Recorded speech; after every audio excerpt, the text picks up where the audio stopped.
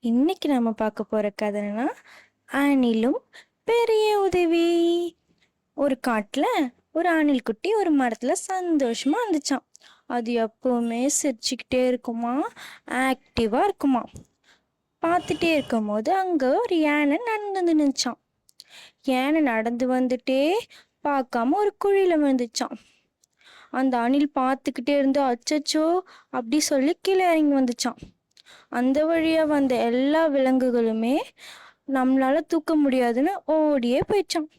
ஆனா அணிலால அப்படி இருக்கவே முடியலையாம்.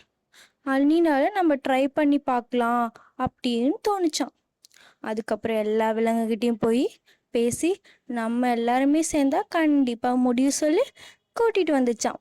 எல்லாருமே சேர்ந்து அந்த குழியில மண்ணு தள்ளி போட்டு தூக்க ஆரம்பிச்சாங்களாம்.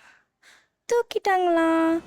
எல்லாருமே சந்தோஷமா அதுக்கப்புறம் அந்த காட்டுல வாழ்ந்துட்டு இருந்தாங்களாம்.